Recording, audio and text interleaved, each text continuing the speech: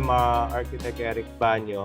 Okay, I'll be introducing you into building services 2, and the title of my presentation will be the role of the architect in building, plumbing, and sanitary industry. So here, in the second slide, in terms of our discussion, we will see that building utilities and services is in between architecture and engineering. Okay, and how can we say it's part of engineering? When we dig deeper in terms of the calculations and the other disciplines, this is part of the engineering, plumbing engineering. But on the other end as well, it's also important to consider building utilities in terms of integrating this one into architecture. And on this particular session, we will understand the importance of various allied professionals and its disciplines, which in particular will be the plumbing design. And the second one is the design considerations that later be translated into an actual and functional building. So we have also to understand that there's other design considerations that we have to take note in terms of our architecture in relation with the engineering services. And then the third one is develop various design concepts in relation to its latest technologies and discoveries. Take note that sometimes our architecture can be different, or it creates something unique when we try to also to understand the other possibilities and other technologies that these engineering disciplines can offer. We can do things differently, we can plan things differently, because we already have an understanding how these latest technologies or even discoveries can affect our architecture. Now, as I mentioned earlier, I've been working there abroad, and this is one of the example when I do my site inspection. And then in this particular photo, I'm discussing with my plumbing engineer together with my foreman in one of my projects in Qatar. And this is how important plumbing in our discipline as well in terms of architecture. By the way, I'm in charge for the architectural part of the project. And I think I'm coordinating with the plumbing engineer in terms of what we're doing in a kitchen, and also some of the plumbing points for that particular project. So this is how important, and you cannot deal and coordinate or talk to these people if you are not familiar or know what you are doing, or how can you integrate the plumbing in terms of what you're doing in terms of architecture. So it's very important. Later on, we will do some one case study, how important plumbing, and you will see the difference between that consideration and how it will affect your architecture. Okay, so in this presentation, I will explain to you what I call the TRIAD. Okay, this is the fundamental requirements in design. Now, in terms of the TRIAD, there are 3 parts in that TRIAD. I call it, the first one is diagram, layout, and drawing. Now, this will be the process flow of the building utilities and services in connection to architectural design. Now, if you notice on that particular TRIAD, it creates some balance. And what will happen is that if you follow this process, and you can come up with a better understanding and better output of your project. So the first one is we will focus on diagram, later on will be on layout, and then the last one will be drawing. And on each triangle, we will discuss the importance of this part. For discussion and focus, let's say we will have a swimming pool requirement in one of our projects. And let's say the swimming pool requirements in terms of the architectural needs is to provide a swimming pool above of the building, because this particular project is a hotel. And we know that in the recent years, in terms of architecture, some designers already placing swimming pools above of the buildings. Now, one of the example and famous project that you will encounter on that one is the Marina Bay Sand in Singapore. They put a good swimming pool above of that particular hotel and residential, and it's been a tourist spot in Singapore. And so that particular concept is being conceptualized by the architect. But if you don't understand plumbing, then it's another thing. You will not make it possible. Of course, there's also other parts of the design, not only about the plumbing, but also you have to consider later on the structural, the electrical, and the mechanical. But basically, that's what I'm telling you earlier in the first slides that I'm presenting to you. That's how important this building services in relation with your architecture. So the first one is about diagram. So this is a swimming pool water system. So if you look at it, it's the same concept of bubble diagram that you normally do in your floor plans. Okay, you categorize those spaces. In this particular diagram, I categorize the parts of that particular swimming pool and the possibilities of other spaces. What I call this one is an architectural manifestation due to plumbing requirements.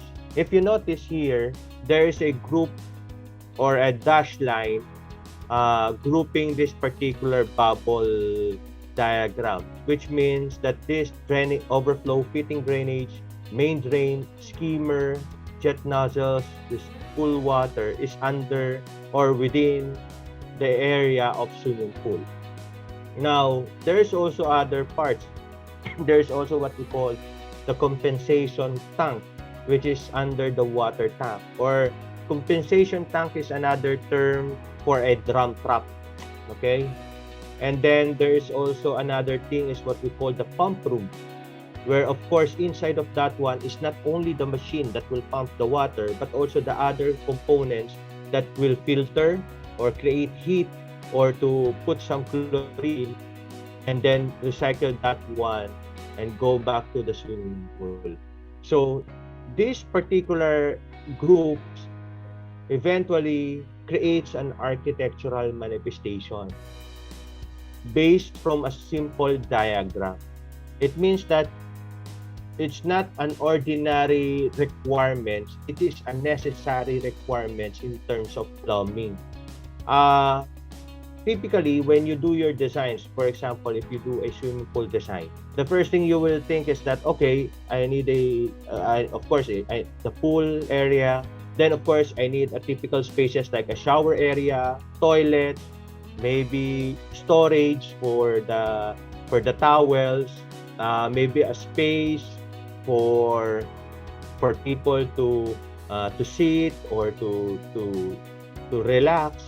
Mostly, those requirements are very architectural, and we tend to focus on those type of spaces. Now, when you try to integrate plumbing or other building services in terms of your design, it becomes more comprehensive in terms that you are not just adding architectural spaces, but also those spaces that create some architectural manifestation. Now, take note, when I say architectural manifestation, these are real spaces, these are real rooms, these are real physical spaces that you have to reflect in your drawings. And these are needed to be constructed. Once the design is already done, then these are actual spaces that needs to be constructed. So that's what I'm saying. From a diagram, from a group of diagram, now you are now determining those spaces, and these spaces are not just architectural spaces, but a space that is primarily for the purpose of plumbing, but it creates a certain volume, a certain space that needs to be included in your floor plan. On the next triad, we call it layout. Now, The first one, we go for a simple diagrams. We determine already those particular spaces. The next thing is that we have to provide the layout. These are now the plumbing layout. Due to the plumbing layout, the pipes, the valves, fittings, fixture, equipment will eventually manifest in architectural details. So for example, drain trenches, manholes, pipe chases, box up, and etc. So these are necessary components in terms of our plumbing, and this will reflect in your architectural details. For example, have you noticed when you look on the swimming pools, you will see some overflow drain trenches. Okay, and if you notice, different swimming pools have different iterations or designs on that particular ribbon or on that particular edges. That's an example of an architectural details in connection with the plumbing drawings or a plumbing layout. Okay, so it depends because some before in the old times they're using in the swimming pool the gutter type as an overflow drain trenches. Then there is also another typical details that they're using right now. It's like a drain trench grated. It means that there's some grill within the perimeter of that swimming pool. Now there are also using some designers, they don't like the grated type. Then sometimes they put tiles, but in between of that tiles there will be some gap, and there is a canal underneath of that tiles. That is the overflow drain trenches. So those details change over time because some designers preferred on this type of details, this type of look. But basically, they work on the same process because of the plumbing layout and plumbing requirements. Okay? And so, we are even particular on the details, finishes, and design. This is what I'm telling you. Before, they go for a simple mosaic tiles. Then later on, they go for the stainless grates. Then some, they put it a ceramic or stone finish with over these overflow drain trenches. So the details can change, depends on your concept, depends on the look that you want to. Okay, so this is the second triad. After the diagram, and then we're done also with the layout. The next thing is the drawing. Now take note, as I said earlier, that those bubble diagrams will translate into an architectural manifestation. And when I say architectural manifestation, it's really reflected in your floor plans as well, in your architectural floor plans. So if you look at it here, you will notice in my architectural cross-section, you will notice that the blue one, which is the swimming pool, has some depth, okay? And then underneath of that swimming pool or besides on that swimming pool, you will notice that this is the location where the pump room and the compensation tank will be placed. So there's already a sense of height. There's already a sense of a secondary wall that will protect the slab, okay? Or there's already a consideration for waterproofing. There's also a consideration of a certain depth. If you notice, there's a stair leading to that swimming pool. So if you notice, if you're coming from this level, you go out to the elevator or in a lobby, all of a sudden you will create the step up. And then from the step up, and you will see the swimming pool. Now, if you try to do some critical thinking, having those step up, it means that it creates some space for the pump room, for the compensation tank, and even for the depth of your swimming pool to be placed on that particular level. And this is very crucial when you present your drawings architecturally. And also, as the main professional in terms of design, and the first one who will prepare the set of drawings, it's very crucial because those set of drawings will be a basis of your structural engineer in terms of the weight, the volume, the density that it will create by this water tank and also this swimming pool. And then the waterproofing that you have to consider so that it will not create some problem below the rooms below. And then also the requirements of this plumbing so that it will be considered where it will be placed. And then normally it is ideally to be placed underneath because of the process of or the pipings of the swimming pool. So in terms of architectural drawings, this is what we call the blow-up plans or the spot details. And later on in construction, this is what we call the shop drawings. And this can be developed and in coordination with other disciplines like structural, electrical, mechanical, and etc. And this is what I'm telling you how important uh, the integration of building services in terms of your design, in terms of the architecture that you are trying to convey. If you notice, I mentioned that develop and in coordination with other disciplines because of course you have to consider it in terms of the weight and the what do you call this the containment of that water, so it's something to do with the structural. And if there's some features in your swimming pool, need some lights, okay, need some power as well to generate your pump room, then of course electrical consideration must be there as well. Of course mechanical in terms of the pump. And also sometimes if you notice, there are some designers that they use also the swimming pool not only as a recreational purposes but also as a cistern or an storage for an emergency. They use it for the fire protection. They use that one as also a reserved water that can be also repiped going to the wet standpipe to supply water in case there's a fire and in case of the emergency. So these are the things that you can develop in terms of considering building services in what you're doing in terms of architecture. And so on this particular triad, once you understand the process and understand the importance, how it works from a simple diagram, from a plumbing layout for that particular drawings, and then translating that one and coordinating that one under architectural drawings, then you will have a better output. Particularly this drawing, if you are introduced, this is what we call design development drawings.